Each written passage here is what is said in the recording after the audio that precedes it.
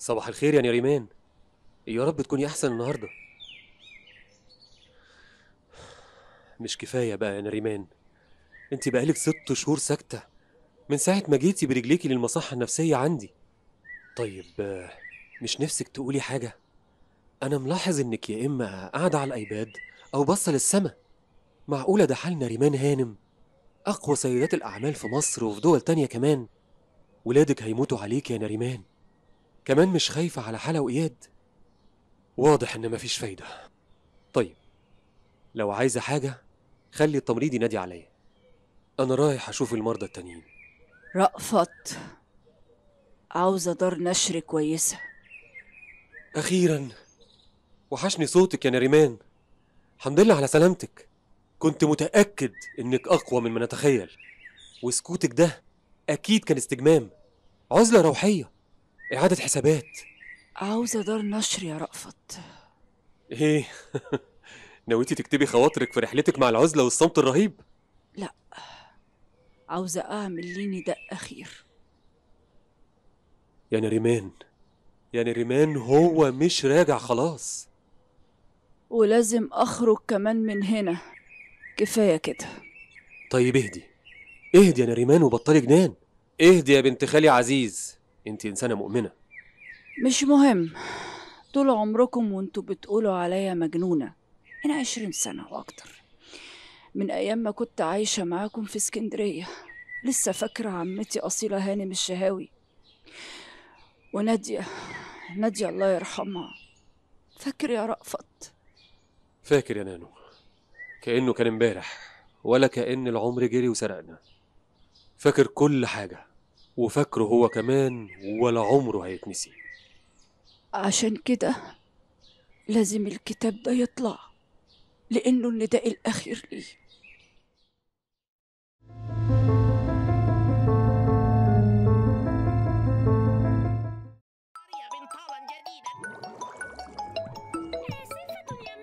بتتكلم جد يا رأفت؟ ألف حمد وشكر ليك يا رب. اتكلمت يعني؟ ياه يا حبيبتي يا نريمان، حبيبتي يا أختي، يعني هي فايقة بجد وبتتكلم عادي؟ الله يكون في عونها، اللي حصل ما كانش قليل، ومحدش عالم ايه اللي هيحصل تاني بعد حبس مروان. الله يسامحه بقى. طيب طمنيني، أخبار طنط كوثر إيه؟ بتاخد المهدئ؟ ماما ربنا بقى يتولاها من بعد الحكم على مروان، وهي في دنيا تانية. طب يلا تعالي وهاتي الولاد، نريمان عايزة تشوفهم ونبقى نكمل كلامنا لما تيجي. حاضر حاضر، هجيب إياد وحالة طبعا. مع السلامة. ما تتأخريش يا لميس، يلا مع السلامة. ساعة وهيبقوا عندك يا نانو. أنا عارف إن اللي حصل أقوى من طاقتك، بس أنا متعود إنك قوية. ولا نسيتي أيام زمان؟ فاكرة ولا إيه؟ أكيد فاكرة يا رأفت.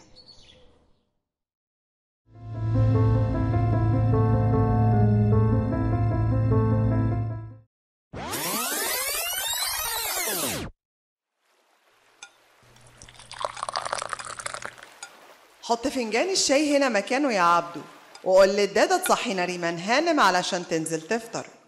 أنكل عزيز جاي عندنا هو وعيلته يا ماما. أيوة يا رأفت، وكوثر كمان جاية معاه. ربنا يعدي الزيارة دي على خير. هي نريمان عرفت إنهم جايين؟ وقالت أهلا يشرفوا مين بيجيب سيرة نريمان على الصبح؟ بس أقول الأول بونجور. بونجور رأفت، بونجور طنط. بونجور نانو، يلا اقعدي عشان تفطري، الشاي هيبرد. يا رب يا نانو تكملي اليوم كله وانتي مبتسمة كده. شايفة يا ماما عمالة تشرب الشاي في هدوء وانسجام ازاي؟ بس يا حلنج انت، أنا فاهمة حركاتك دي يا رأفت. يا رأفت يا ابن عمتي، ها؟ مون ديو، مش ممكن اسلوبك وكلامك اللي بيأسوقي جدا، سوفاج. انتي اخلاقك باظت من ساعة نزولك الشغل السخيف في شركة السياحة دي. نريمان، انتي نسيتي انتي بنت مين؟ انتي بنت عزيز الشهاوي من أكبر رجال الأعمال في البلد. ولا مامتك فريال هانم الله يرحمها، دي باباها كان أمير في الأسرة العلوية، أسرة محمد علي باشا. والله يا ماما كلنا حفظنا نسل شجرة عيلتنا العريقة. بس الكلام ده زمانه خلاص انتهى. والله طلعت بتفهم يا ابني لأول مرة في حياتك، وعقلك نضف اهو. نانو، أنا أكتر واحد بشجعك على الشغل، لأن مبدئي إن العمل عبادة، وكل إنسان في المجتمع لازم يكون له دور. بس كمان ما ينفعش نتأثر بالناس اللي حوالينا، إحنا لينا أسلوبنا برضو، فهماني؟ هي محتاجة الشغل في ايه؟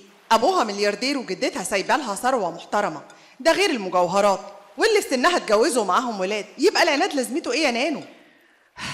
أنا بشتغل عشان عاوزة أكون أنا، مش نريمان هانم بنت الملياردير عزيز الشهاوي والأميرة السابقة فريال هانم يسري. لأ، كل ده ماليش فيه. أنا بشتغل عشان نفسي، وبعدين فكرة الجواز دي مش في دماغي خالص.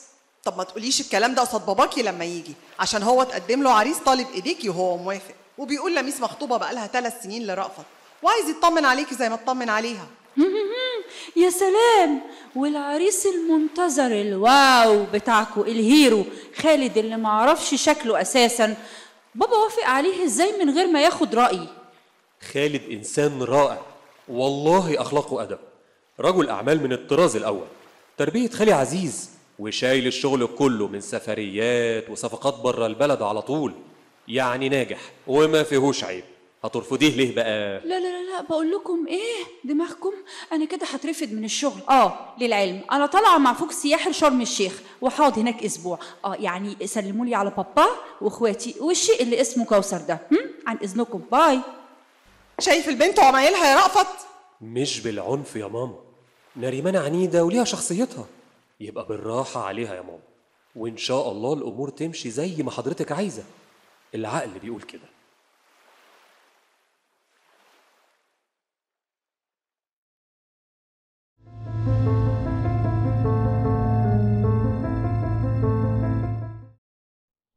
مالك بس يا سوزي؟ من ساعة ما جينا النادي يا حبيبتي وانت لو يا بوزك عملت ايه انا بس؟ هو انت بتعرف تعمل حاجة يا سي مروان؟ على طول خايف، وكل حاجة تقولها لباباك حاضر يا بابا، اللي تشوفه يا بابا. ايه هو عزيز الشهاوي ده بابا؟ يا ستي بابا، عزيز الشهاوي انسان صعب ومحدش فينا بيقدر يقوله حاجة، حتى ماما ولميس. مامتك؟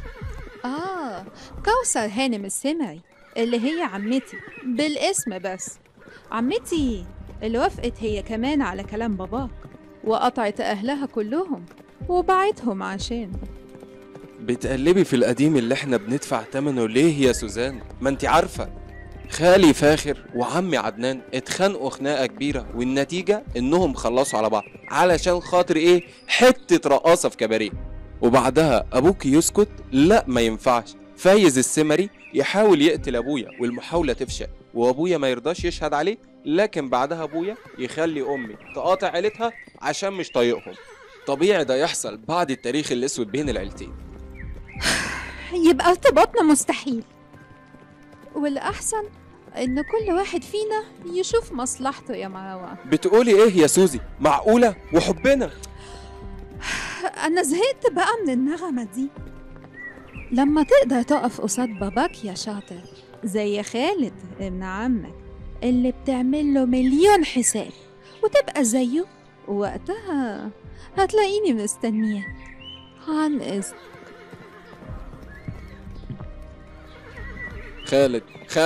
خالد ربنا ياخده، كل حاجة في ايد خالد، ولكن هو اللي ابنه مش أنا. كفاية بقى، لازم يبقى في حل، لازم.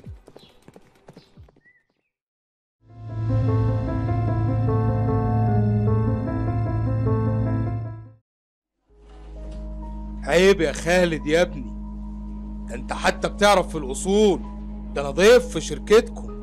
ضيف مش مترحب بيه يا فايز يا سمري.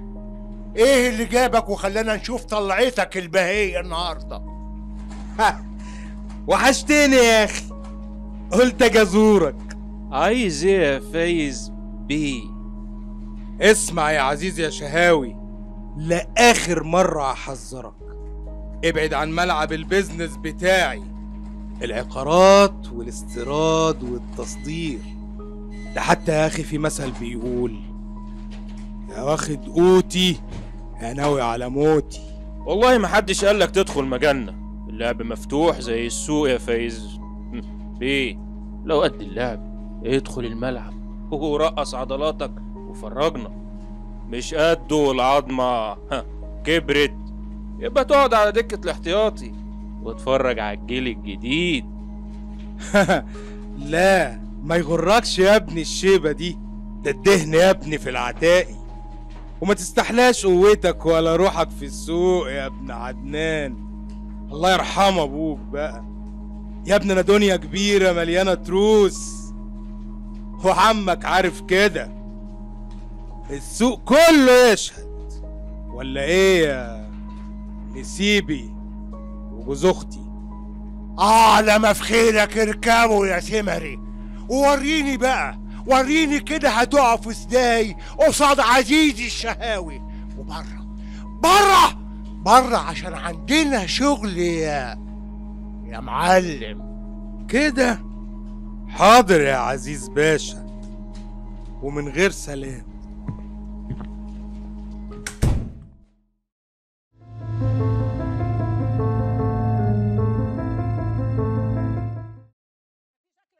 يا ماما، هي نريمان عملت لك ايه؟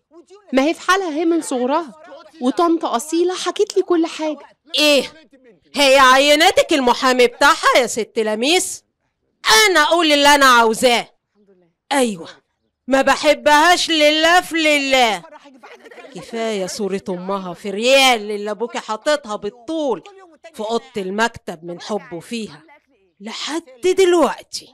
وبرضه هي مش ذنبها ان حضرتك اتجوزتي بابا بعد وفاة مامتها، ومش ذنب نريمان ان مامتها كانت اميرة بنت امير، ولا جدتها تكون من عيلة عريقة في تركيا يعني. ده رزق نريمان، ومع كل ده هي مش حابة تكون الا نفسها. ولما بابا قال لها تعيش معانا هي اللي رفضت وفضلت الحياة مع طنط أصيلة في اسكندرية. يبقى بتكرهيها ليه بقى؟ ابدا، موقفة حالي منها لله. قوليلي انت مخطوبة لرأفت بقالك 2 سنين، وابوكي محكم راسه 1000 سيف ان الكبيرة لازم تتجوز الاول. والملكة نريمان بتاعتك رافضة تتجوز ومسترجلة ومعندة وطالعة فيها كأن يا أرض تهدم عليكي قدي. ما هو عشان كده بابا عايز يجوزها خالد ابن عمي، بس للعلم لا هي موافقة ولا خالد نفسه، دول تقريبا ما شافوش بعض. ده كل ما تيجي مناسبة يتعرفوا فيها على بعض تحصل حاجة، يا إما هي تسافر أو هو يسافر. يعني كان عن إيه يعني؟ عن الأدب. حاجة تقرف. مالك يا حبيبي؟ جوزك المحترم رحت ليه علشان اعرض عليه ان انا عاوز اعمل مشروع لنفسي ابدا بيه حياتي بعيدا عن شركات الشهاوي، يقول لي استنى لما ندرس مشروعك انا وابن عمك. ده بقى على اساس ان خالد باشا الامر الناهي وانا ولا ليا 30 لازمه. ايه سمعني تاني كده؟ لا كده كتير، وموضوع خالد لازم له وقفه. كمان عاوزك بقى تشوفي لي حل معاه في موضوع سوزان بنت خالي فايز. من الاخر بقى انا بحبها. بتقول مين يا مارو؟ سوزان بنت فايز؟ يا مصيبتي السودة.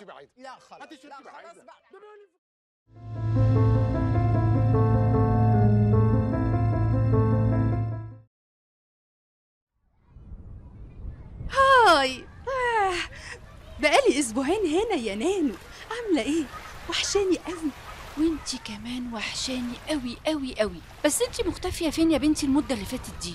انا قلت اخيرا استريحنا منها ولا هجرت ولا ايه بالظبط يعني؟ لسانك ده عاوز قطع، والله العظيم عايز قطع. بس هعمل ايه بقى؟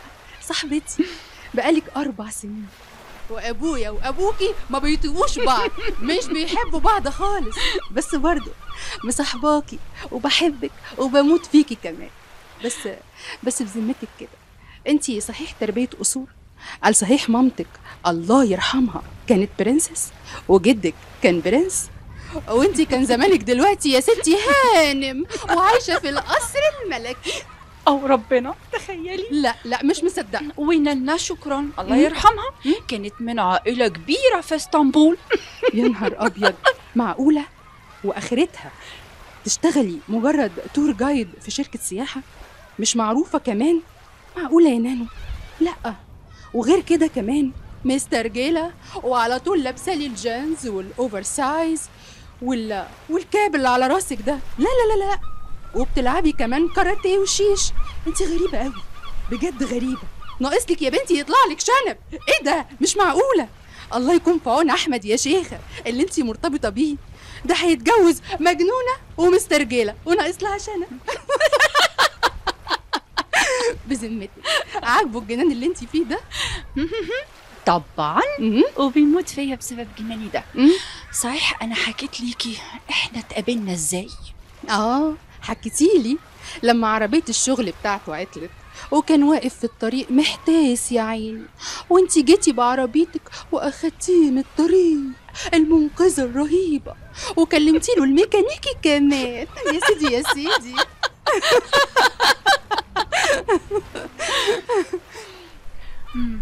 صعب عليا وحبيته، اعمل ايه بقى؟ حاسه بيكي يا روحي، وعارفه يعني ايه الحب يا بنتي، عارفه. ياه انا واقعه زيك. انا هموت على خالد الشهاوي يا نانا، وهو ولا كأنه هنا. مدوخني وراه، والله مدوخني السبع دخات.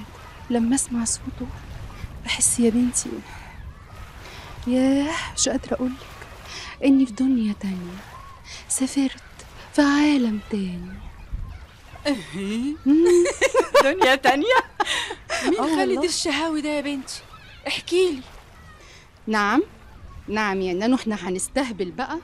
ده ابن عمك يا حبيبتي. طب وحياة النسكافيه ده يا اختي؟ ولا اعرفه. بتحلفي بحياة النسكافيه يا كدابه؟ طب مش خايفه يزعل ويدلق عليكي؟ انت حره ويغرقك. بس سيبك من الكلام ده وقولي لي بصراحه، والله ما هزعل، وانت عارفه اني بتمنى لك الخير من كل قلبي. انت بجد هتتجوزي خالد ابن عمك ده؟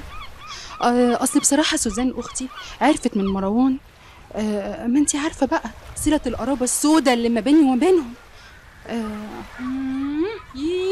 دي عيله مسمومه من اولها لاخرها. والله عاوزين يتعالجوا نفسيا، وهو رأفت ابن عمتي موجود، دكتور نفسي يبقى يعالجهم.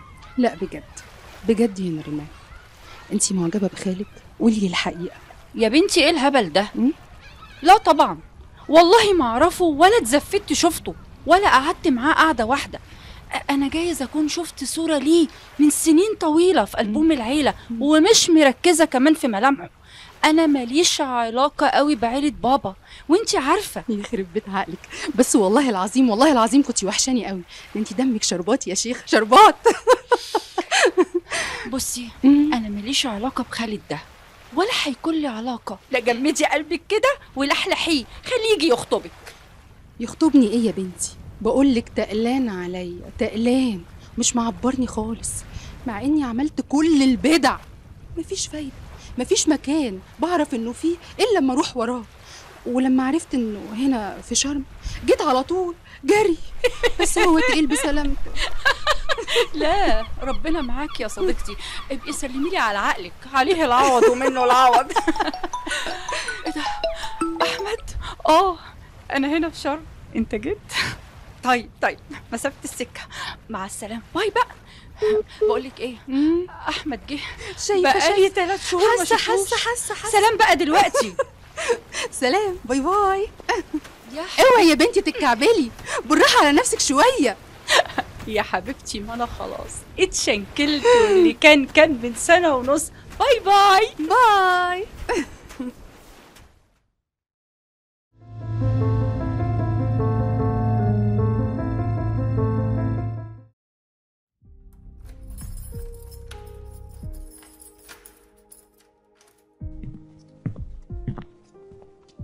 مالك يا كوثر؟ قاعدة كده ليه؟ مالي ايه يا عزيز؟ انا مستغربة على اصرارك ده. عاوز تجوز خالد للمحروسة بنتك نريمان. ليه؟ وسيادتك بقى ايه اللي مضايقك في الموضوع؟ انا عاوز اطمن على نريمان زي ما انا كده مطمن على لميس مع رأفت. يبقى في ايه بقى؟ عاوز تجوز بنتي في ريال لخالد ابن اخوك اللي ممسكه كل حاجة ومعرفه كل صغيرة وكبيرة. ما تفوق يا راجل، ما تفوق يا راجل انت. خلي بالك يا كوثر، انت بتكلمي عزيز الشهاوي.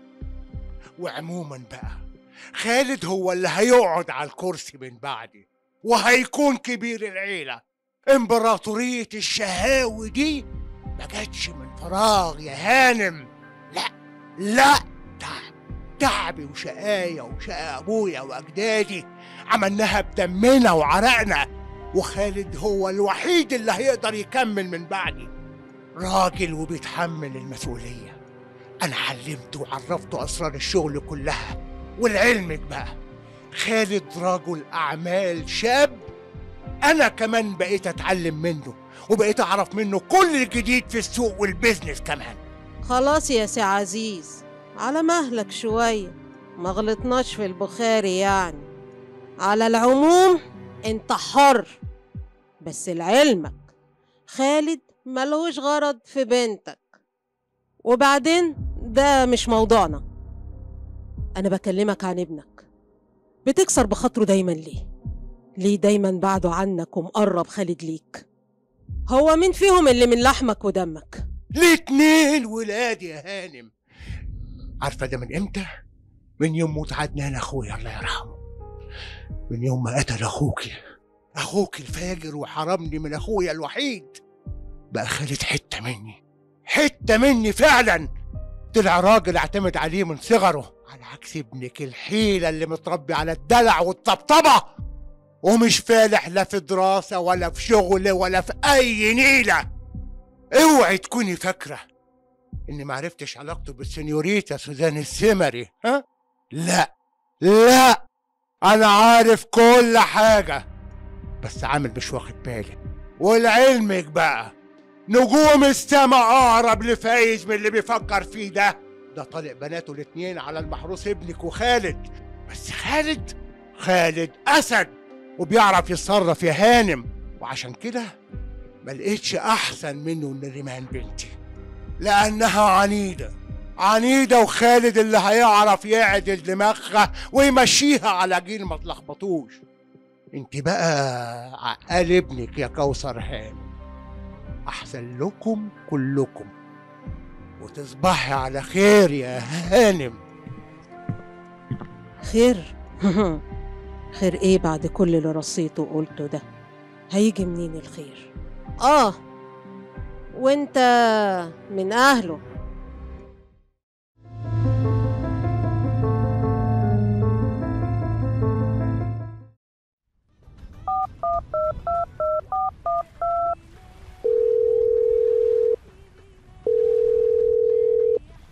الو يا خلود، نورت شرم الشيخ يا خلودي.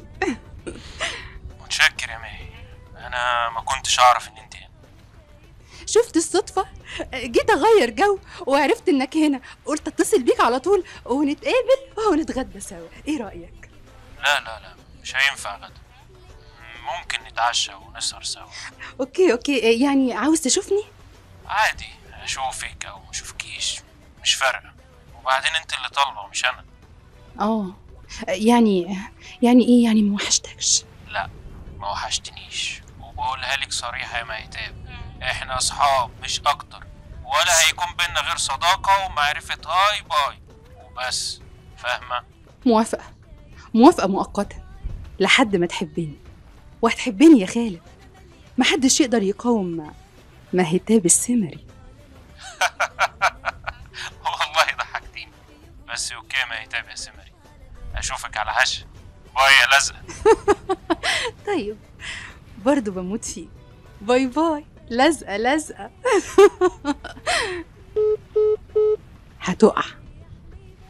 هتقع وهتجوزك. انا وراك لزقه ورخمه، مش مهم، بس بحبك، ما بحبش غيرك يا خالد يا شهاوي، وهتشوف هتحبني، يعني هتحبني.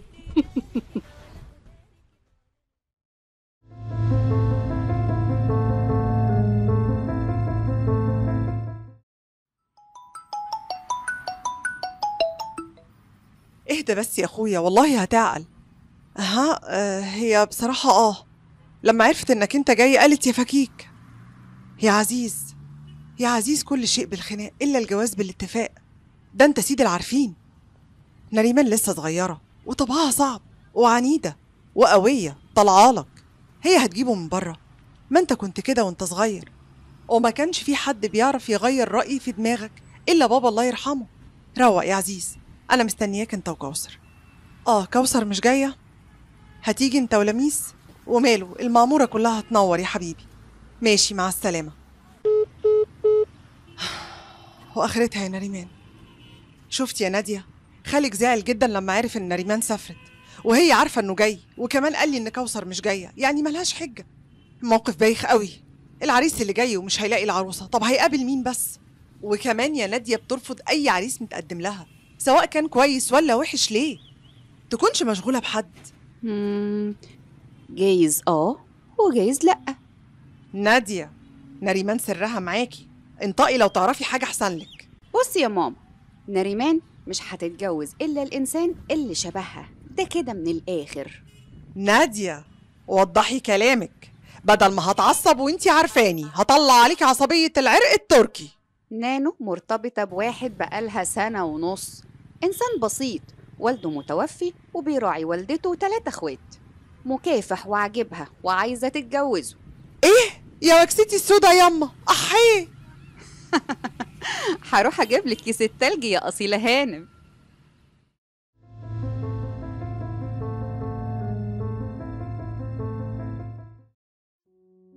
كل المدة دي يا لميس ايه؟ ما وحشتكيش؟ رأفت، بس بقى انا بتكسر، وبعدين معاك. ولو وحشتك، طب انت ما جيتش ليه؟ غصب عني والله، كان عندي حالة مكلفني بيها دكتور عبد التواب، وما كانش ينفع اعمل اي حاجة غير لما تستقر. وبعدين هانت، بابا قاعد اهو مع خالي عزيز بيلعبوا الطاولة وبيفتحوا اننا نتجوز كمان 2 شهر. بجد؟ طيب تفتكر بابا هيوافق نتجوز؟ ونريمان يعني؟ وانا لسه هستنى نريمان تتجوز يبقى هنفضل انا وانتي محرومين من بعض؟ لا، انا ماليش دعوة، ساعتها هعمل فيها مجنون رسمي ويبقى ياخدوني على المستشفى بقى. بعد الشر عليك يا رأفت. ايه؟ قولي رأفت كده من بين شفايفك تاني. اسكت بقى، همشي وهروح اقعد مع عمتي. طب خلاص سكت، بس خليكي جنبي. رأفت، انت مش ندمان انك ارتبطت بيا وانا رجلي يعني العيب الخلقي اللي انا مولودة بيه؟ حتى بعد العمليات والعلاج برضو لسه بعرج وانا بمشي. اوعي تقولي كده تاني، انت في عيوني اجمل واحدة في الدنيا. لميس، انا بحبك من صغرنا وما شفتش واحدة غيرك في قلبي. ربنا يخليك ليا يا رأفت، ويهديكي يا نانو يا اختي، وترجعي بقى من شغلك موافقة على خالد. بصراحة انا مش متفائل، خالد نفسه مش مقتنع وبيقول لي ده كلام فارغ. ازاي اتجوز واحدة معرفهاش وكمان مش موجودة، بالرغم انها عارفة ان انا جاي اخطبها؟ ربنا بقى يحلها من عنده.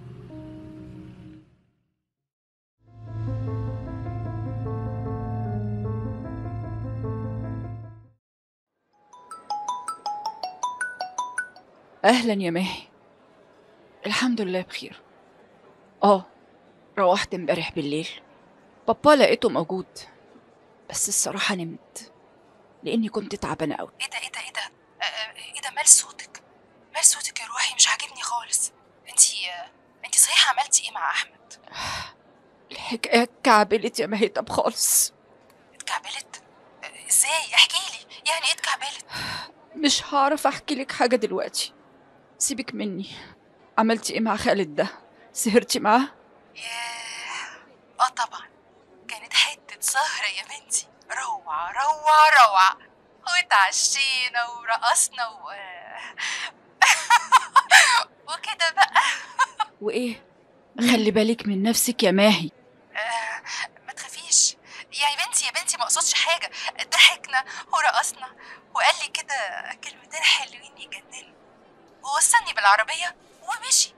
خالد دماغه في حته تانية خالص، في الشغل وبس، ملوش في جو الرومانسيات والكلام ده. فهماني يا بنتي ولا ايه؟ طلع لابويا بلا خيبه. بقولك ايه، هقفل معاكي دلوقتي لان الدنيا دوشه هنا، وبعدين هبقى اكلمك على رواقه. سلام. سلام. باي باي. باي يا روحي. باي. واخرتها في موضوع خالد ده يا ماهي، ما تفكك منه بقى. ده كمال ابن عاطف ابو رحاب هيموت عليكي، وغيرهم وغيرهم وغيرهم. وانتي مش شايفه غير سي خالد بتاعك ده، ويا ريته معبرك ولا متلحلح كده شويه. ما تفوقي يا اختي العزيزه، ده احنا بنات فايز السمري. بقولك ايه يا سوزي، خديها مني كده كلمة، أنا مش هتجوز غير خالد الشهاوي بالذوق بالعافية. وأنا ما تعودتش إن أي حاجة عاوزاها تضيع من إيدي، فاهمة ولا لأ؟ ده حب تملك بقى يا ماهي ولا إيه؟ حب تملك، حب بالإيجار، افهميها زي ما هتفهميها. لكن أنا هتجوز خالد، يعني هتجوز خالد. ولعلمك نريمان طلعت ما تعرفوش وملهاش في القصة دي أصلا، هو اللي عاوزاه. المهم وصلتي لحد فين مع مروان يا بنتي؟ وإيه الصوت ده؟ ايه اللي جابك يا كوثر هنا؟ كوثر عمته؟ ايه ده ايه اللي جابها دي؟ تعالي بسرعة نشوف في ايه.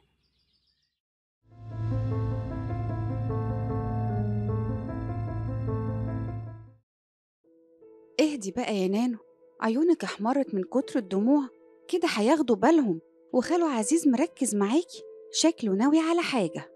اهدي عشان نعرف نفكر، وقوليلي بس ايه اللي حصل. اقولك ايه يا نادية، احمد عاوز يخطبني، عاوز يخطب نريمان بنت الحاج محمد الصاوي اللي قاعد في الزقازيق، واللي عنده بيت بسيط وكم قيراط، وبنته قررت تشتغل عشان تساعده هي واخواتها الستة، ومصر يجي يتقدم الاجازة الجاية. شفتي بقى اعمل انا ايه دلوقتي؟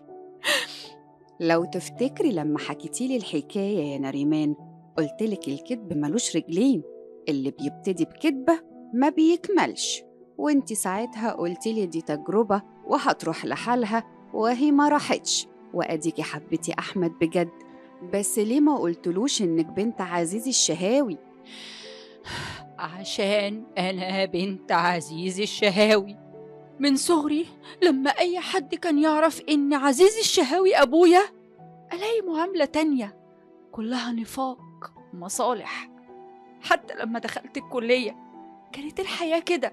ولو تفتكري حكايتي مع تميم اللي كنت فاكراه بيحبني، وطلع كله مصالح عشان اسم ابويا عزيز الشهاوي، فقلت مش عاوزة اكون الا نريمان، واللي هيجي ليا يجي عشان شخصي انا، سواء كنت فقيرة ولا غنية. ولقيت احمد حبني لنفسي، حبني عشان شخصي من غير ما يعرف انا مين، نقيت تميم خالص. احمد راجل موزون، تحسيه مسؤول وعنده شخصية، حب حقيقي مش كلام اغاني وبس. طب انتي هتتصرفي ازاي بقى دلوقتي؟ لازم تقولي الحقيقة، وحتى لو قلتي الحقيقة خاله عزيز هيرفضوا بالمليون، هيقولوا انه مش من مستوانا، وبرضه هتتجوزي خالد. مش هتجوزه على جثتي. مش هتتجوزي مين يا نريمان؟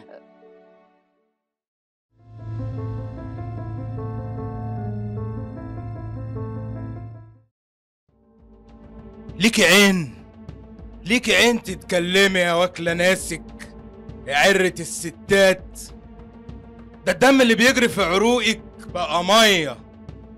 ازاي قدرتي تعاشري الراجل اللي قتل اخوكي وتكملي حياتك معاه كمان، ولا كأن اللي راح ده اخوكي ابن امك وابوكي؟ هو بيقول لاخويا قتل اخوه، وانت بتقول لاخويا اللي اتقتل. كنت عاوزني اعمل ايه يا فايز؟ اتطلق واجي اقعد بولادي واشرف وشكم؟ مش كده؟ والله كان اكرم لك يا كوثر. وولادي كان عزيز هيسيبهم ليا؟ ولا كان يقدر يهوب ناحيتهم. لا كان هيقدر، وانت عارف كده كويس. عارف ان عزيز مفتري ومفيش حاجة بتوقفه يا فايز. يو ملعون ابو عزيز. انت جايه ليه يا كوثر؟ عاوزه ايه ها؟ جاي اقولك قصاد بناتك الجوز ابعدهم عن مروان وخالد. عزيز ممكن يضربهم بالنار، ولا ان واحد فيهم يتجوز حد من بناتك. اقفي معوجه واتكلمي عدل يا كوثر، ولا نص كلمه في حق بناتي.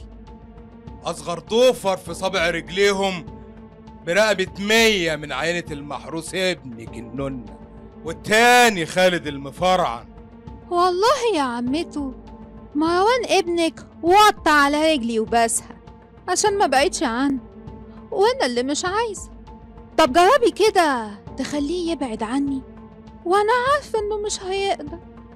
انا بعيده عنه خالص يا بابي، ده هو اللي هيتجنن عليا.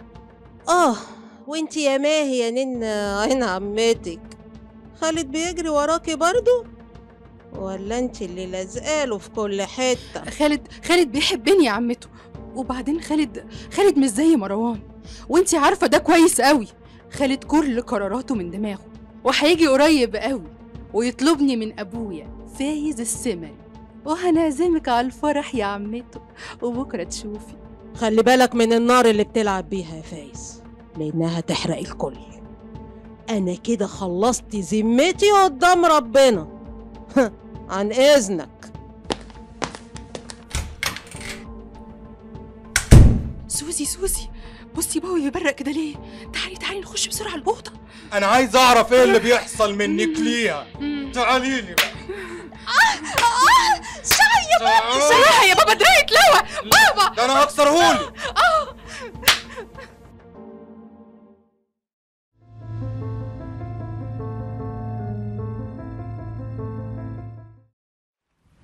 الحمد لله على سلامتك يا خالد، نورت اسكندريه يا ابن خالي.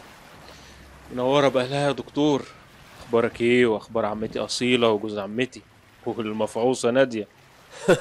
لو سمعتك كانت عملتها قصه وحكايه. بس يعني ما سالتنيش عن العروسه. بص، لحد دلوقتي انا روحي بقت في مناخيري. عمك عزيز طقط في دماغه وقال عاوزني اتجوز بنت عمي.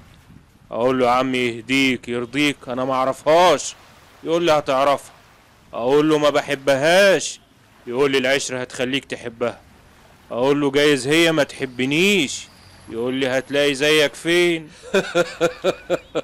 من الاخر هتتباس يا عباس، على رأي مسرحية العيال كبرت. هتتجوزها يعني هتتجوزها. نريمان حلوة يا خالد. ما الحلوين كتير، وبعدين هي مش حلاوة الشكل، لازم حلاوة الطباع. انا لازم اكون متقبلها يا اخي. بص، انا سمعت كلام عمك وجيت اشوفها زي ما هو عايز، بس هي ساعة زمن وهقوم واقول عندي مواعيد شغل بلا وجع دماغ. وانا صغير، انا شحت كملت 30 سنة وهي لسه عيلة في اخر سنة في كلية تجارة، يعني بيني وبينها 10 سنين على الاقل. خالد، احنا رجالة زي بعض. انت في حد في دماغك؟ الصراحة انا مرتبط بواحدة وبحبها وعاوز اتجوزها. مرتبط كده كملت. طب بقول لك ايه، تعال نروح ونتغدى وبعدين نشوف القصة دي هنعمل فيها ايه. دور العربية يا بيه، يلا.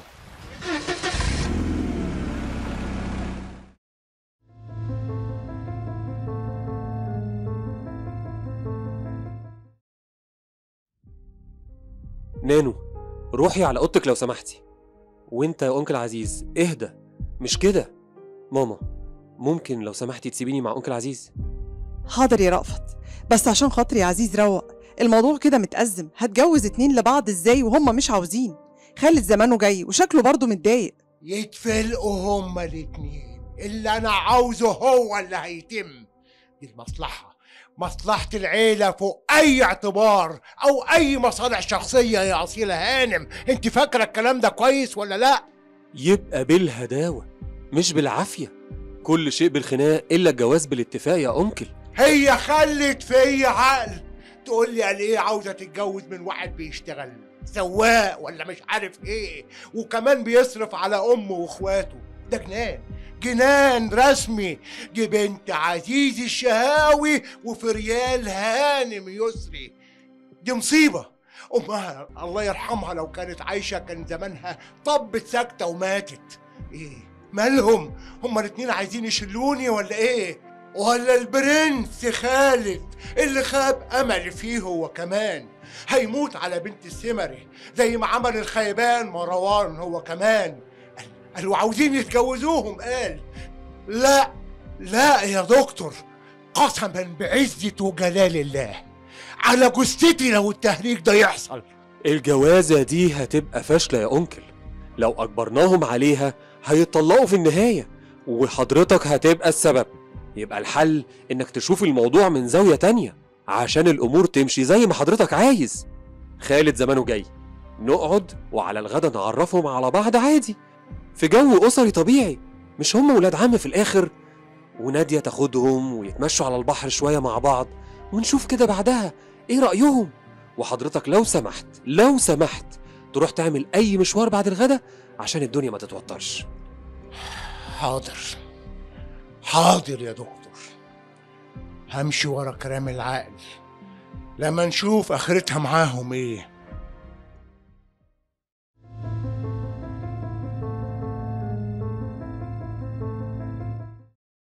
اهدي بس يا سوزي، انا مش فاهم حاجه. ليه كل الكلام ده حصل؟ ليه يخليكي تغيري رايك في موضوعنا وجوازنا؟ ما تفهميني، مش كده يعني؟ افهم زي ما تفهم بقى، براحتك. بقولك ما تحاولش تتكلم معايا تاني غير لما انت وابوك وامك تيجوا لحد بابي وتطلبوني رسمي. غير كده مفيش. ولعلمك انا مش هصبر كتير، انا هتخطب قريب. ها يلا باي يا حبيبي. الو عفارم عليك يا سوزي، برافو يا بنت ابوكي. كده بقى احنا بندق اول مسمار في نعش امبراطورية الشهاوي وهننتقم منه، وكل اللي عنده هيبقى بتاعك انتي واختك مهتاب. بس هي تتشطر وتجيب لنا الواد خالد ده بقى السمكة الكبيرة اللي العين عليها يا حبيبة بابي. لا يا بابي، أنا بصراحة كل اللي يهمني إني أتجوز خالد وبس، بعيد بقى عن حساباتكم دي كلها. فهمني يا بابي، فاهم؟ وماله يا ماهي، وماله يا قلب بابي؟ ما أنا يهمني إنك تكوني مبسوطة وسعيدة، وأنا كمان أكون سعيد ومبسوط. المصلحة واحدة يا بنات، بس انتوا تتشطروا. مروان مش هيستحمل كتير يا بابي وهتشوف. لكن خالد ما ظنش إلا إذا مهتاب قطعت الطريق عليه. ولا قطعت ولا نيلة بقى، أنا داخلة ارتاح شوية بعد إذنكم.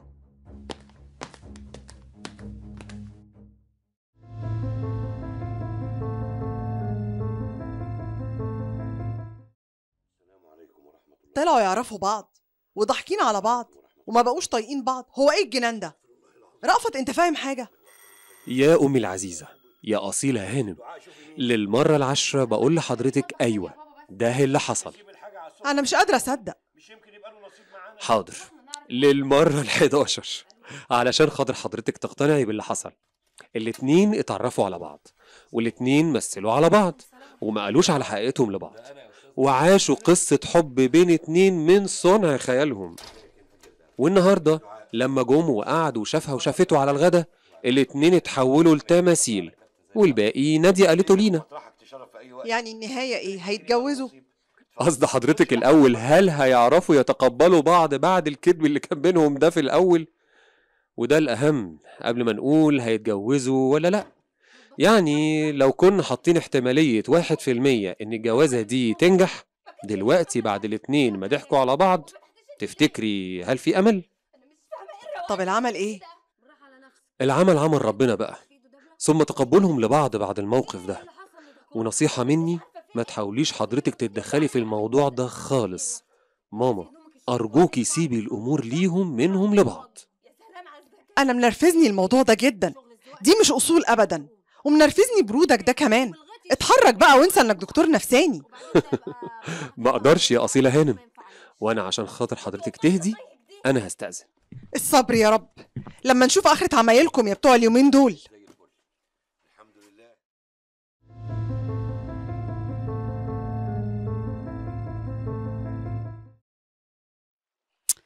والله حاسه بيك يا خالد، بس انتوا بصراحه عكيتوا الدنيا بعد ما شفتوا بعض.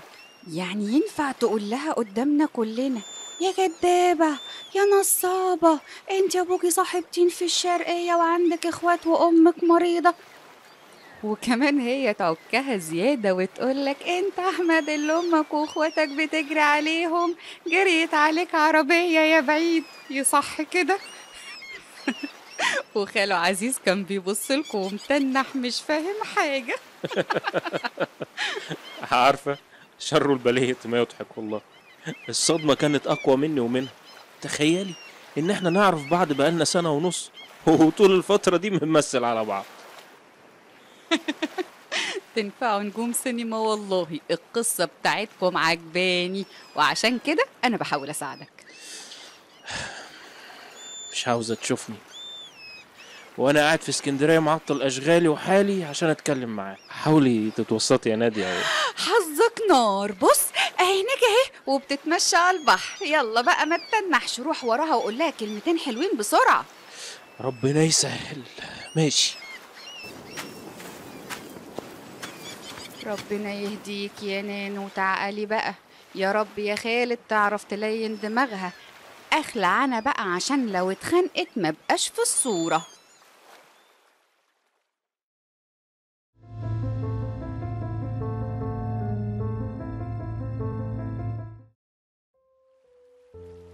عمري ما شفت البحر بالجمال ده الا لما اتمشيتي جنبه وهوا لعب بخصلات شعرك. بعد إذنك عديني يا أحمد، عاوز أمشي. انا خالد الشهاوي مش احمد، وبعدين لو سبتك تعدي من جنبي وتبعدي مش هتبعدي عن قلبي، ولو بعدت عن قلبي هتبعدي عن روحي ازاي؟ هو محدش قالك انك روحي، وبعدك عني يعني روحي تروح مني؟ بس احلى حاجة انك مغيرتيش اسمك يا نريمان، لانه الحاجة الوحيدة اللي دايما هفتكرها حتى لو بموت. ما ينفعش يا احمد، ابويا حدابت صغير واخواتي كتار وامي ست غلبانة لا بصرف عليهم. الله على جمال ضحكتك. عارفة ان عيونك بتتكلم لوحدها اكتر من لسانك. طب عارفة بتقولي ايه دلوقتي؟ بتقولك ايه؟ بتقولي وحشتني اوي يا خالد، زعلانة منك عشان كدبت عليا، مع انك كدبتي لنفس السبب اللي انا كدبت عشانه. نريمان ما تبعديش عيونك عني، خليها تتكلم وتخرج اللي جواك اللي انا حاسه ومقدره وفاهمه. بس والله العظيم عمري ما كدبت عليك في شعور واحد كنت بحسه معاكي، لاني حسيته الانسانة اللي قدامي مهما كانت. أنا كمان عمري ما كدبت عليك في حرف ولا إحساس عشته معاك من ساعة ما ظهرت في حياتي صدفة. خفت أقولك إني بنت الشهاوي تخاف وتبعد، وأنا كنت حبيتك يا قولي يا خالد. خالد مش أحمد. يا خالد يا ابن عمي. أول مرة أعرف إن اسمي جميل أوي كده. بقولك إيه، أنا هطلب إيدك من عمي والخميس الجاي هتبقى الدخلة، موافقة؟ أسبوع بس يا مجنون أنت، مش هلحق. أنا مش هقدر أصبر أكتر من كده، هنتجوز وتنوري بيتي كمان أسبوع. مش أنتي وافقتي؟ خلاص خلاص، خير بر عاجله. مبروك يا أجمل عروسة، هتحلي الفستان الأبيض. خالد استنى يا مجنون، استنى.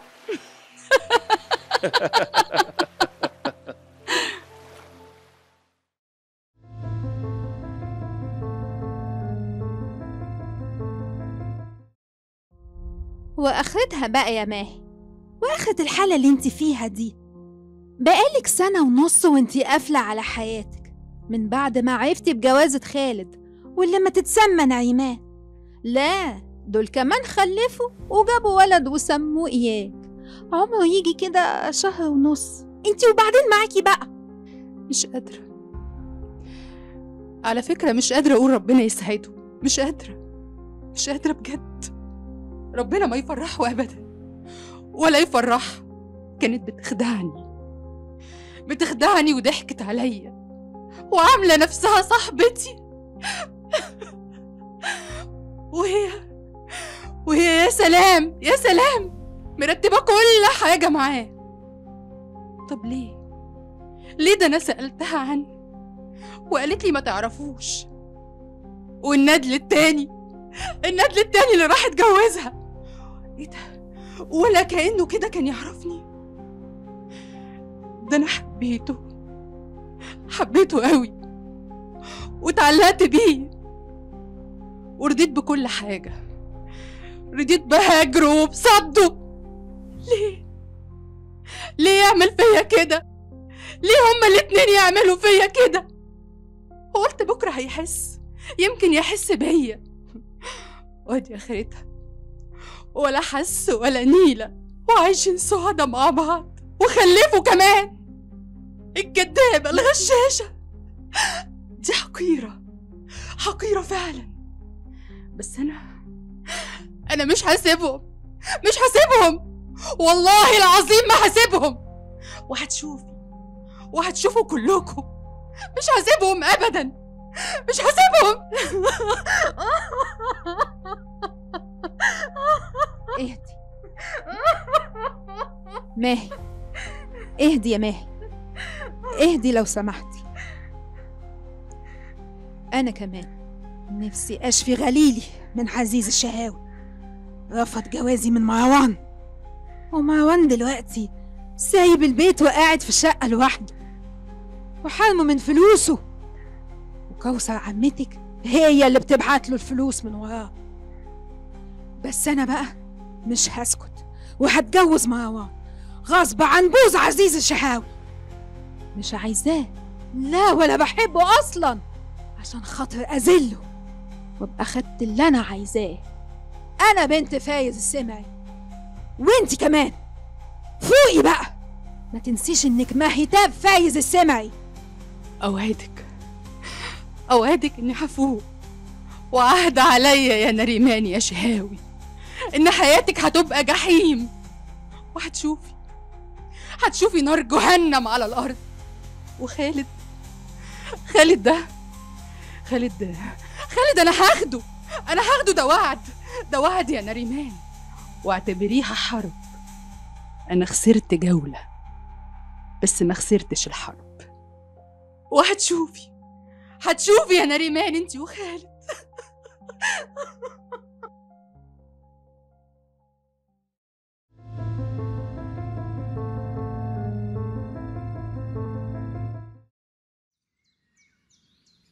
مالك يا لميس يا حبيبتي؟ من ساعة ما قفلت التليفون مع مامتك وانتي مش على بعضك. خير، في ايه؟ حصل حاجة؟ خالي عزيز كويس؟ مروان طيب كويس؟ مروان ده سبب البلاوي كلها يا رأفت. الأمور متعقدة بين بابا وبين مروان، وحالف ما يعرفوا تاني، ومروان مصر على جوازه من سوزان بنت فايز السمري. بس مش مهم، المهم في حاجة تانية أنا مرعوبة إنها تحصل. خير، وقعتي قلبي. في ايه يا لميس؟ ماما سمعت بابا، معرفش بقى بالصدفة ولا ايه، ولا اتجسست عليه وهو بيتكلم المحامي، وجاب سيرة الأملاك بتاعته وسيرة خالد ابن عمي فيها. خالد محامي وأملاك؟ تقصدي إن باباكي ممكن يكون بيفكر يعني يكتب حاجة لخالد باسمه؟ يا ريتها ترسى على حاجة واحدة، صوت ماما ما يطمنش خالص، وفي حاجة بتدور في دماغها، وده اللي مخوفني. انتي كده قلقتيني. خالد أنا شفته آخر مرة يوم سبوع إياد، وبعدها سافرنا. والله الواحد ما هو عارف يضحك ولا يعيط. نريمان لسه قافلة معايا التليفون، بتقولي انها تعبانه ودايخه وحاجات كده، وخايفه تكون الله، ربنا يسترها، ده ابنها ما كملش لسه شهرين. يلا على البركه. بقولك ايه، قومي حضري لي الغدا، انا واقع من الجوع، عشان عاوزين نروح نطمن على ماما وبابا، لان بابا كمان تعبان قوي. بجد يا حبيبي؟ يبقى لازم نروح نزورهم النهارده ونطمن عليهم. 10 دقايق بالظبط والاكل يكون جاهز. ماشي، بس لو بقوا 11 هاكلك انتي، وهو يبقى اطعم. يا راجل يا ركاش.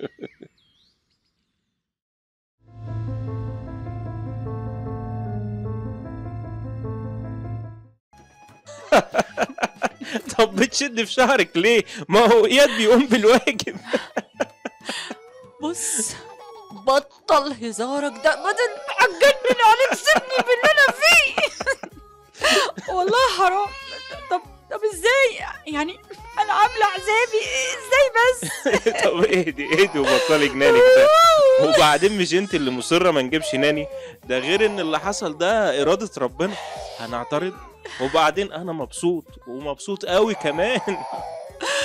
طبعا، وانت هينقص منك ايه؟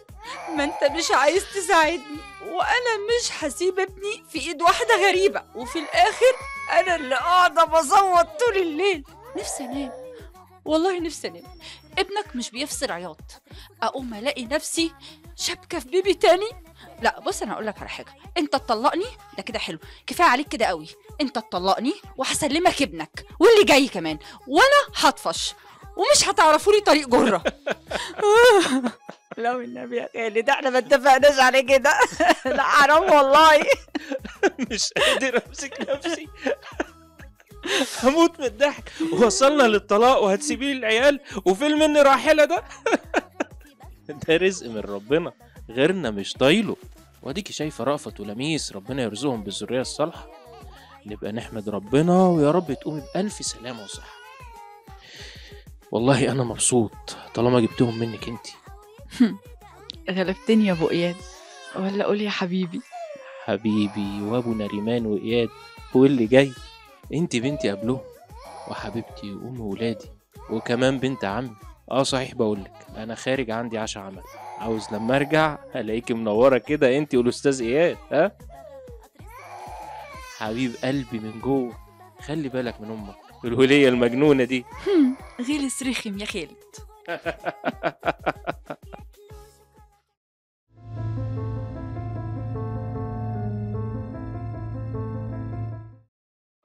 لا مش هوطي صوتي يا بابا، مش كفايه امسكوا كل حاجه ومفضله من صغره عليا وعلينا كلنا، معيشنا كلنا في قرف وممنوعات، وسايبه يبرطع براحته. خلاص احنا زهقنا وفضينا. بتعمل كده ليه؟ انت بترفع صوتك عليا ايه الادب؟ عزيز انت بتضربني كمان؟ هي حصلت يا مروان الكلب. كفايه يا عزيز، مش كده، حرام عليك. سيبيه، ما بقتش خايف منك ولا من اي حاجه. اطلع بره القصر، رجليك دهيت ما تعتبش هنا تاني. عارف انا حسبي الله ونعم الوكيل فيك، حسبي الله ونعم الوكيل فيك. مالكش حاجه عني ولا مليم. فاهم يعني ايه ولا مليم؟ انا هحرمك من كل قرش يا كلب. حرام عليك يا عزيز، ده ابنك الوحيد. اسكت انت خالص بقى، كفايه. دي تربيتك يا هانم الزباله. هتيجي ايه من عيله السمري غير القذاره والوقاحه؟ زباله وقذاره، الله يكرم اصلك يا اخي. طب لو ركبت دماغك ونفذت اللي في راسك هقتل خالد، والله العظيم لا هقتله، وده اخر ما عندي. بره يا كلب، بره يا كلب.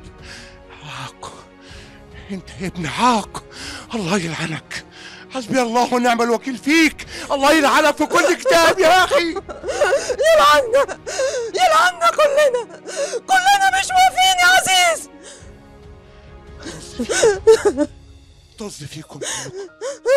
طز فيكم كلكم. انا ادرى واحد بمصلحه العيله. انتوا مش فاهمين حاجه. مصلحه العيله تقول انك تحط كل حاجه في ايد خالد، وولادك تخليهم تحت رحمته يشحطوا منه حقهم؟ انت بتذل ولادك وبتهد العيلة وبتضيع الثروة وكل حاجة. خالد ده هو أصلح واحد يشيل المسؤولية وأنا موجود. من يومها وهو في ظهري. أنا علمت كل حاجة، عرفت كل كبيرة وصغيرة، عرفت أصول ودهاليز الشغل حتى ألاعيبه. هو الوحيد اللي عارف مين معانا ومين المنافسين لينا، وهو كان وما زال سداد في كل حاجة. خالد ده اللي انت بتتكلمي عنه يا هانم هو الوحيد اللي كبر معايا الثروة دي كلها اللي انت بتتكلمي عنها ديت يا كوثر هانم. عمره ما هيخون الأمانة، واللي بعمله ده لأني بحافظ على اسم إمبراطورية الشهاوي. عارفة يعني إيه اسم إمبراطورية الشهاوي؟ ده آخر كلام عندك يا عزيز؟ أيوة يا هانم، وما عنديش غيره يا كوثر. تمام، بس افتكر اليوم ده وإني نصحتك يا عزيز يا شهاوي.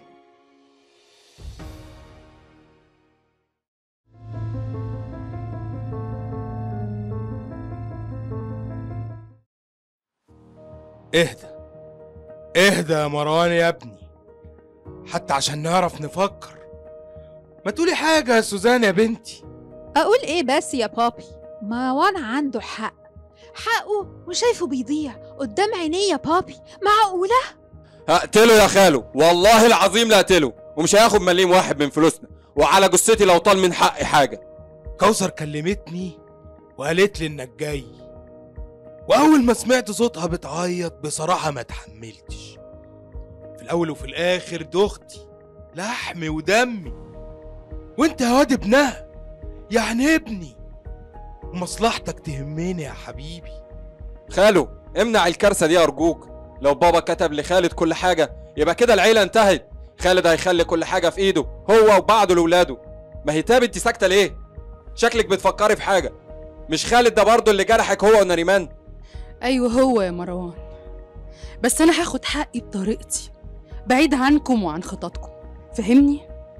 ماهي مش فاهماكي، يعني هتعملي ايه بالظبط؟ انتي معانا ولا لا؟ انا لا معاكم ولا عليكم، انا مع نفسي وخططي، لان الطار مش واحد. انتوا عاوزين الفلوس وانا عاوز اخد حق كسرة قلبي. بس كلنا هدفنا واحد، هدفنا واحد فعلا، وهو خالد الشهاوي. ماشي يا مهتاب، انا موافق، بس خطتك دي لو حسيت انها هتعطل مصالحنا او ضد خطتنا انا اللي هقفلك. لا لا لا لا اطمن يا بابي، مصالحنا واحدة، واللي هعمله هيخدمكم كمان. ما بقاش مهتاب السمري ان ما خليتنا ريمان تبكي بدل الدموع دم، وهتشوفوا كلكم. يبقى كلنا متفقين، والخطة اكيد خالي بيفكر فيها، ان ما كانش فكر فيها فعلا. انا مفكر فيها من زمان، من زمان قوي قوي يا ابني. ده من زمان قوي انا مفكر في الكلام ده.